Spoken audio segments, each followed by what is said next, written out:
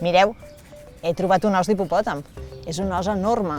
Devia ser d'un hipopòtam que feia entre 4 i 5 tones. Us imagineu un hipopòtam així de gran aquí a Terrassa? Ja ho veieu, som a Terrassa, som al Parc de Vallparadís i potser heu passat un munt de vegades per aquí i mai us havíeu fixat en aquest espai que tenim aquí al costat. Jo, de fet, he estat fent broma perquè he fet veure que excavava un os, però aquests ossos que teniu aquí no són de veritat. Això és una còpia d'un tros d'un jaciment que vam trobar aquí a Terrassa fa uns quants anys. Mireu, un jaciment és un lloc on es troben coses antigues. En aquest jaciment que vam trobar a Vallparadís vam trobar restes d'esquelets d'animals, de plantes, prepareu-vos, de fa 1 milió d'anys. 1 milió, ja us ho podeu creure. Mireu, gràcies a aquest jaciment hem pogut saber com es vivia aquí fa 1 milió d'anys i, a més, es tracta d'un dels jaciments més importants d'Europa. Veniu, veniu.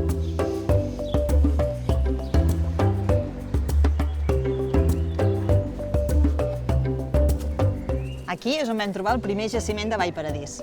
Aquest edifici que teniu tan gran aquí és part de Motor de Terrassa. L'any 1997, quan l'estaven construint i les màquines excavadores anaven traient terra, van començar a sortir ossos que semblaven molt antics. I algú ens va avisar al Museu de Terrassa perquè vinguéssim a investigar. I, efectivament, així és com van localitzar el primer jaciment de Vallparadís. Li vam posar de nom Jaciment de Cal Guardiola, justament perquè aquí, anys enrere, hi havia hagut un vapor, que era el vapor Montsec i Guardiola, que tothom coneixia amb el nom de Cal Guardiola. A Cal Guardiola s'hi van trobar més de 5.000 peces, totes increïbles, superantigues i en molt bon estat de conservació, com aquests troncs i fruits que no acostumem a trobar mai perquè amb el temps es fan malbé. I una pila d'ossos, tants que encara els estem estudiant. Molts eren esquelets d'animals morts que el torrent arrossegava quan plovia i venien a parar a la zona plana on avui hi ha el Parc de Vallparadís. I mireu què vam trobar també. A veure, tapeu-vos el nas. Un munt de caques petrificades. Sí. Sabeu qui les va fer, aquestes caques? Doncs les hienes que abans vivien aquí. Hienes enormes, de la mida d'un lleó. Uns anys més tard, aquí es va començar a construir una nova estació de ferrocarrils, Vallparadís Estació. I us podeu imaginar què va passar?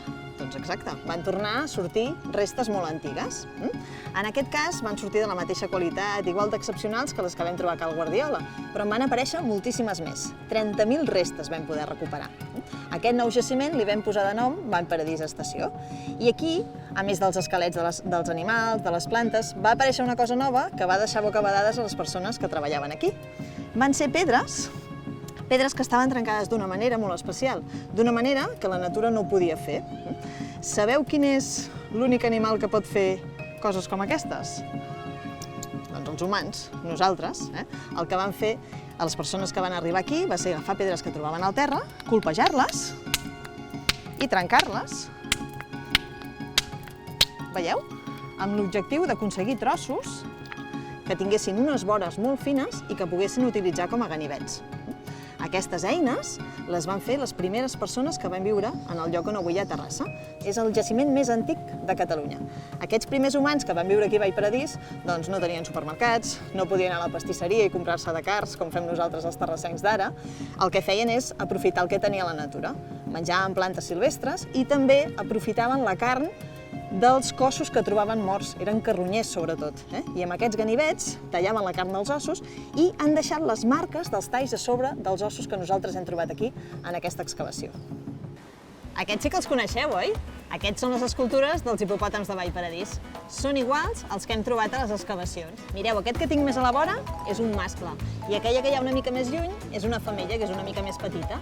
Aquests són els avantpassats dels hipopòtams que avui trobem a l'Àfrica i de fet són una mica diferents. Si us hi fixeu bé, tenen el musell més llarg, tenen els ulls periscòpics i són una mica més grans de tamany. I al museu tenim una cria d'hipopòtam. Mireu que us el presento.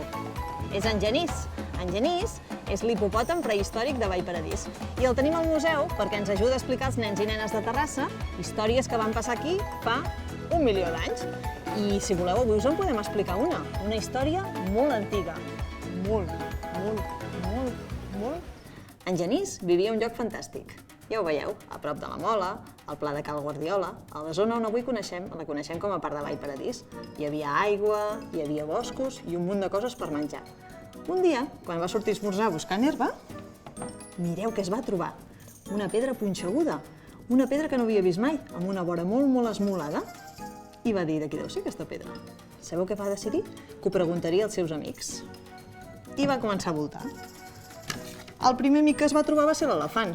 I l'elefant li va dir, elefant, què és teva aquesta pedra? I l'elefant li va dir, no, jo amb les meves defenses no necessito cap pedra com aquesta. Vaja. I en Genís va decidir buscar un altre amic. Mireu qui es va trobar, a la ossa de les cavernes. I li va dir, ossa, és teva aquesta pedra? I sabeu què li va dir l'ossa? No, jo amb les meves urpes no necessito pedres punxegudes com aquesta.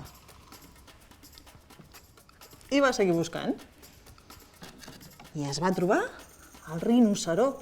I li va dir, rinoceró, què és teva aquesta pedra punxeguda? I sabeu què li va dir el rinoceró? No, jo amb les meves banyes no necessito cap pedra com aquesta, ja m'espavilo.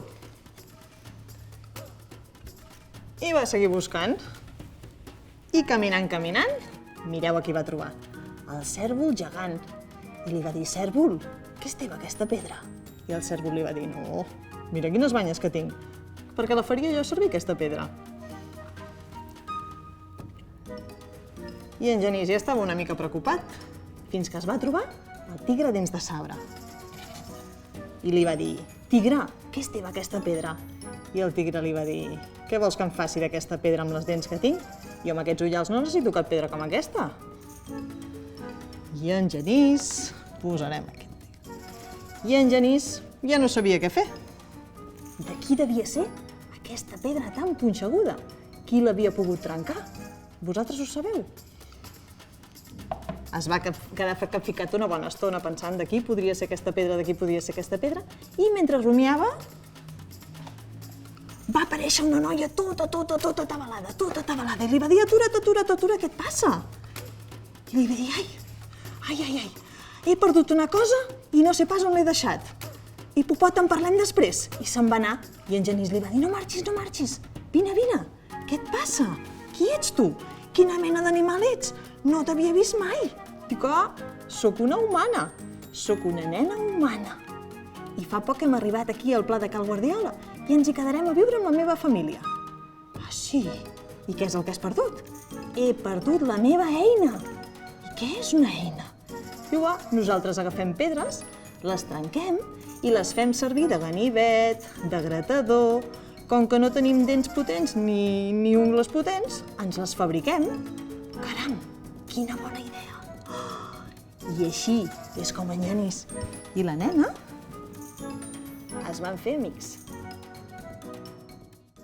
I des d'aquell moment que en Genís i la nena es van conèixer, que van arribar les primeres persones aquí a Terrassa, i des de llavors han passat un munt d'històries aquí a la nostra ciutat. Les pots descobrir totes al Museu de Terrassa. Nosaltres us hi esperem.